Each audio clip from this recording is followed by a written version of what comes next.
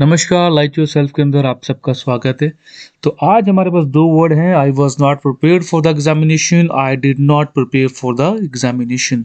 हिंदी अनुवाद इसका करूँ आपसे, प्रिपेयर नहीं था तो एग्ज़ामिनेशन के लिए, तो यहाँ पे भी वही है कि मैं प्रिपेयर नहीं था एग्ज़ामिनेशन के लिए। तो इसके अंदर क्या डिफ़रेंस है, ये कहाँ पे दोनों यूज़ होते हैं, क्योंकि दोनों ही सेंटेंसेस बने हुए हैं, तो कहीं न कहीं तो उनके अंदर कोई डिफ़रेंस ज़रूर होगा, जिसकी वजह से ये अलग-अलग बने हुए हैं। कोई डिफरेंट सिचुएशंस होगी जहाँ पे इन्हें यूज़ किया जाता है। वो समझाने से पहले मैं पहले आपको इसके बारे में थोड़ा-सा बताना चाहता हूँ कि हम पैसिव वॉइस कर रहे हैं। आप पैसिव वॉइस की क्लासेस देखते आ रहे होंगे। तो ये भी आपका जो first sentence I was not prepared, इसके अंदर वाज़ है, वाज़ नॉट है, नॉट के बाद third form of the verb लगी हुई है। ठीक है जी? तो ये एक पैसिव वॉइस, जब भी मैंने कहा था वाज़ वर के साथ आपको third form of the verb आए तो वो पैसिव वॉइस होता है, तो ये एक पैसिव वॉइस है। ठीक है जी? अब आप और हम अच्छे तरीके से जानते हैं कि जब भी हम पैसिव वॉइस बनाते हैं, ठीक है, तो वहाँ पे काम की होने का ज़िक्र होता है, करने वाले को हम कम इम्पोर्टेंस देते हैं। अच्छा, दूसरी बात, ये पैसिव वॉइस इसी का है, I did not prepare for examination. ठीक, इसी का ये पैसिव वॉइस है, I was not prepared for the examination. अभी कैसे? एक पहले मैं कुछ एग्जांपल लेता हूँ, आपको थोड़ा सा रिवाइज करवाता हूँ, क्विक रिवीजन। ये 2 सेंटेंस ले रहा हूँ, I did not write a letter, मैंने लेटर नहीं लिखा। अब इसका मुझे पैसिव वॉइस बनाना हो तो इसका जो ऑब्जेक्ट है अ लेटर, इसे मुझे सब्जेक्ट बनाना होता है, और जो इसका सब्जेक्ट है आई, जो इसमें बात हो रही है I did not write a letter, तो इसको मुझे ऑब्जेक्ट बनाना होता है। तो इसका पैसिव वॉइस कैसे बनेगा? A letter was not written by me, मेरे द्वारा पत्र नहीं लिखा गया, ये इसका पैसिव वॉइस। अब ये सेंटेंस है, आप देख रहे हैं ऊपर, आई did not prepare for examination. ठीक है, अब इसका पैसिव वॉइस क्या होना चाहिए?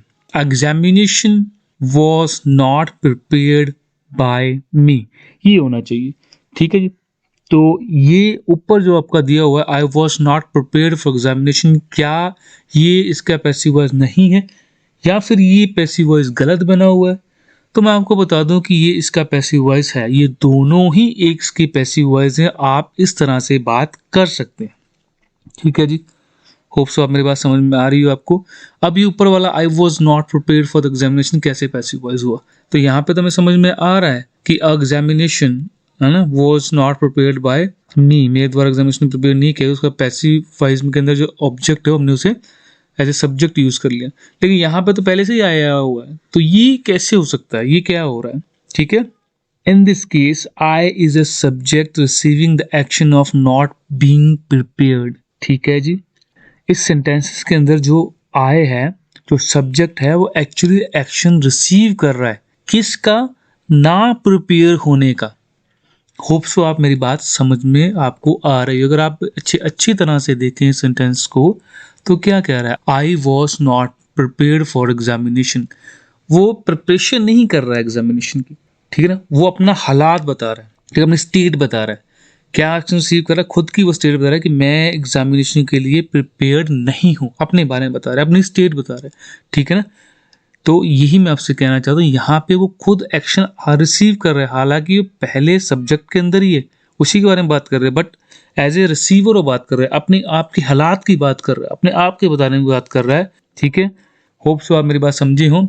तो ज़्यादा उलझना नहीं है, सिंपल सी बात है। अगर आप प्रिपेयर नहीं हो तो आप कह सकते हैं आई वॉज नॉट प्रिपेयर्ड, मैं प्रिपेयर्ड नहीं था। ठीक है जी? चलिए, अब अगर ये पैसिव वॉइस बना है आई वॉज नॉट प्रिपेयर्ड, और दूसरा the examination was not prepared by me, मेरे द्वारा एग्जामिनेशन प्रिपेयर नहीं किया, तो इन दोनों के अंदर असल में डिफरेंस क्या है? आप इस तरह से पैसिव वॉइस बना तो रहे हैं, तो कुछ ना कोई तो डिफरेंस ही होगा ना।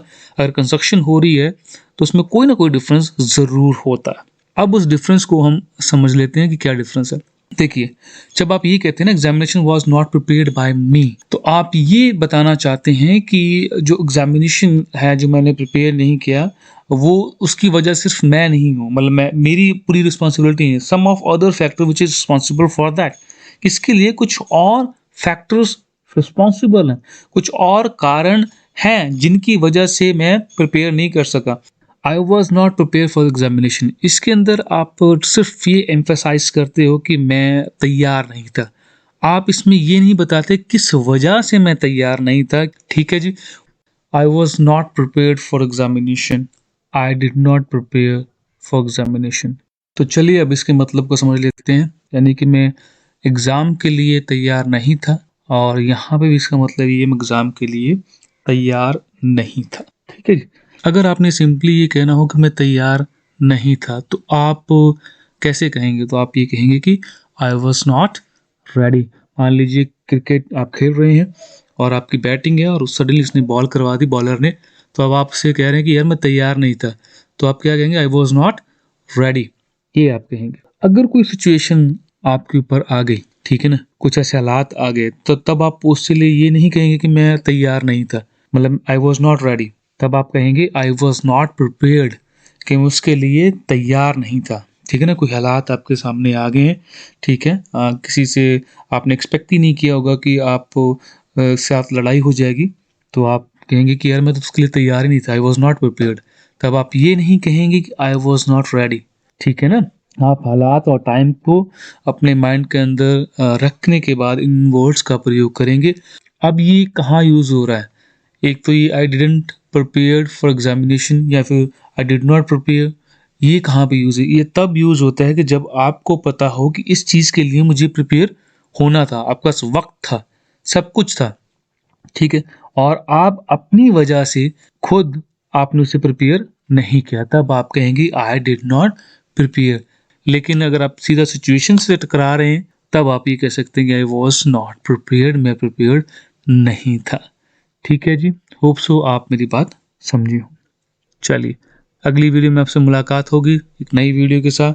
तब तक अपना ख्याल रखें, अपने माँ बाप का ख्याल रखें, वृक्ष लगाएं, पर्यावरण बचाएं। धन्यवाद।